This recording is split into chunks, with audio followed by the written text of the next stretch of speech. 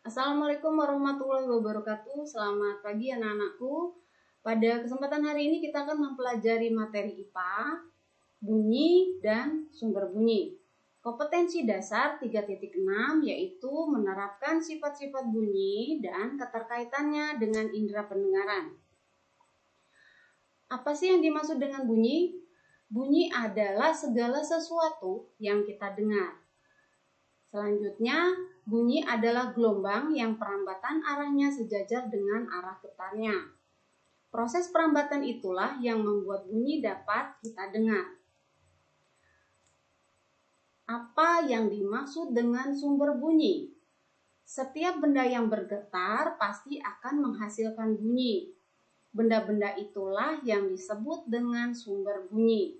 Jadi, jika sebuah benda tidak menghasilkan bunyi, tidak dinamakan sumber bunyi, ya.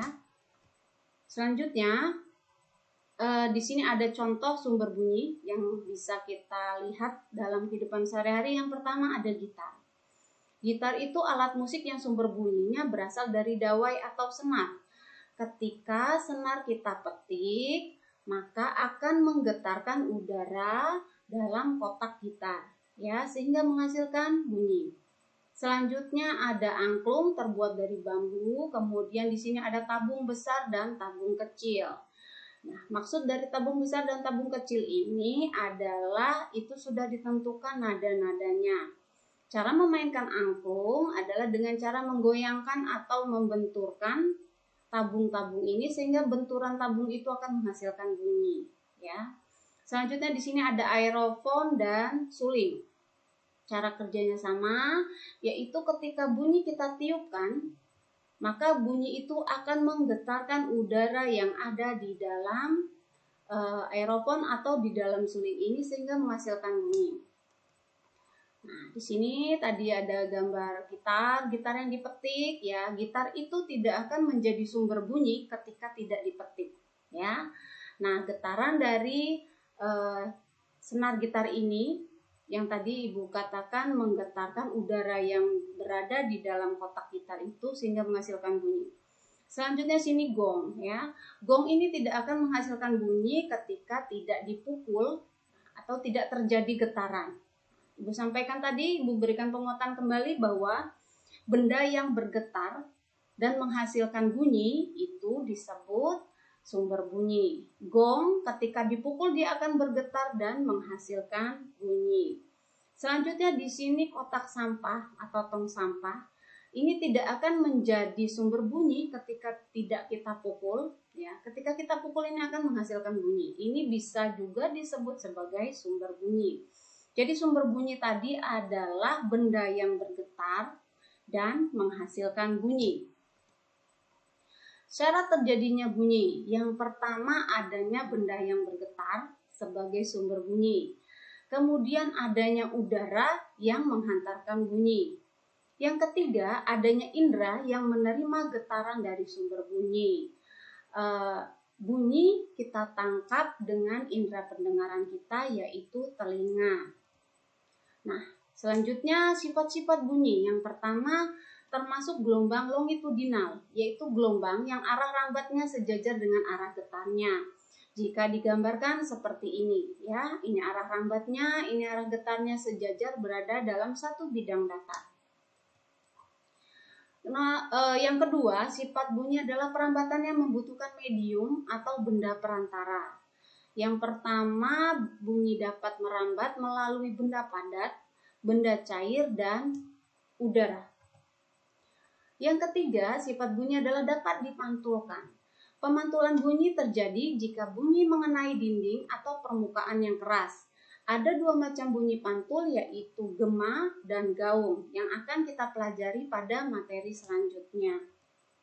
Nah, di buku cetak kalian ada percobaan, ada gambar seperti ini.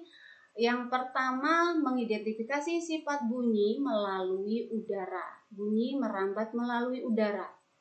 Apa saja alat yang kita perlukan? Selang plastik sepanjang 2 meter atau lebih. Kemudian ada gelas plastik di sini, ya.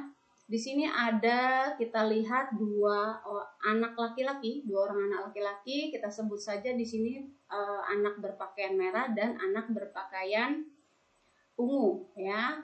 Nah, yang berpakaian merah ini di sini gelas plastik kita lubangi bagian dasarnya. Selanjutnya selang plastik tadi, kita ketahui bahwa selang plastik itu terdiri atas ujung yang pertama lubang, kemudian di dalamnya adalah ruang kosong berisi udara, ya. Anak yang berbaju merah, setelah gelas plastik tadi kita lubangi, kemudian selang kita sambungkan ke dalamnya. Yang berada dekat telinganya adalah bagian atas dari gelas plastik tadi. Selanjutnya yang anak berbaju ungu ini mengatakan sesuatu melalui lubang di bagian ujung yang pertama selang. Nah, bunyi atau suara yang dikeluarkan anak ini akan mengalir, bergetar, merambat melalui udara yang berada di dalam selang sehingga dapat didengar oleh anak berbaju merah. Selanjutnya yang kedua percobaannya adalah membuktikan sifat bunyi merambat melalui benda padat. Yang pertama alatnya adalah gelas plastik, benang kasur, dan paku. Paku digunakan untuk melubangi bagian bawah gelas plastik tadi agar bisa kita sambungkan benang kasur tadi ke dalam. Kemudian bagian yang menempel di telinga adalah bagian atas gelas plastik. Selanjutnya, anak di ujung yang lain mengucapkan sesuatu atau mengeluarkan bunyi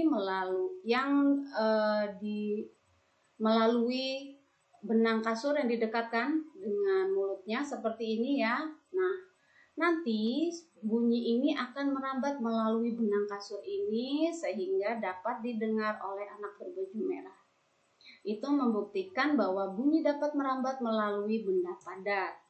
Percobaan yang ketiga, mengidentifikasi sifat bunyi merambat melalui benda cair. Alat yang kita butuhkan adalah ember besar. Kemudian ember besar kita isi air penuh seperti ini. Selanjutnya batu koral dan corong kecil. Bagaimana caranya melakukan percobaan? Yang pertama, setelah ember ini tadi kita isi penuh air, corong air yang kecil ini kita dekatkan, ya. Seperti ini posisinya, kita dekatkan dengan air, kemudian bagian atasnya kita dekatkan ke telinga kita. Selanjutnya, tangan kita yang satunya memegang batu. Batu ini kita pukul-pukulkan ke bagian luar ember.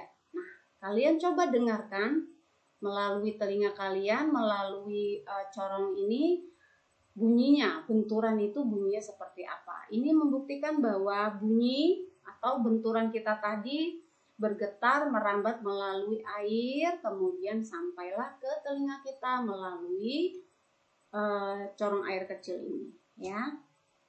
Percobaan tadi bisa anak-anak lakukan di rumah dengan kakak, adik, atau orang tua di rumah untuk lebih memahami materi kita hari ini. Selanjutnya, berkaitan dengan perambatan bunyi tadi, kita tidak dapat mendengar bunyi di ruang hampa, ya. Bunyi merambat membutuhkan medium dan perantara. Di ruang hampa tidak ada medium untuk menghantarkan perambatan bunyi. Sebagaimana kita ketahui tadi, medium perambatan bunyi tadi ada 3, melalui benda padat, benda cair, dan udara. Apa sih yang dimaksud dengan ruang hampa? Ruang hampa didefinisikan sebagai ruang yang benar-benar kosong. Tidak ada udara maupun partikel-partikel lainnya. Contoh yang pertama ini, ruang hampa itu adalah ruang di luar bumi kita, atau ruang angkasa, ya. Seperti kita lihat di sini, antariksawan atau astronot ini menggunakan pakaian khusus sehingga dia tidak melayang-melayang jauh, terbawa kosongnya udara di ruang hampa udara di antariksa itu. Dia harus menggunakan pakaian khusus seperti ini, ya, karena tidak ada udara. Dan ini juga untuk dia bernafas, ya. Nah, selanjutnya dalam kehidupan sehari-hari kita bisa membuktikan adanya ruang hampa dengan di sini kita lihat ada gelas. ya, gelas beling yang ditengkurapkan, ya. Nah, bagian dalam gelas ini disebut ruang hampa. Hampa udara, ruang kosong di sini. Selanjutnya toples. Toples kita tutup rapat. Nah, bagian dalamnya ini adalah ruang hampa. Selanjutnya di sini contohnya ada botol termos. Di sini bagian dalamnya ini terbuat dari kaca dan di sini lapisan perak atau stainless atau plastik, ya, termos air panas yang kita punya di rumah. Nah, bagian tengah ini adalah ruang hampa. Ketika kita mencoba mengucapkan sesuatu di sini dan di sini, kita tidak akan bisa mendengar sesuatu atau tidak bisa mendengar bunyi karena tidak ada media perantara di dalamnya. Itulah yang dimaksud dengan ruang hampa.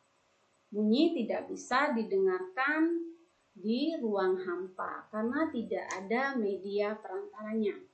Sekian materi dari Ibu tentang bunyi dan sumber bunyi pada hari ini. Terima kasih atas perhatiannya. Tetap semangat belajar. Assalamualaikum warahmatullahi wabarakatuh.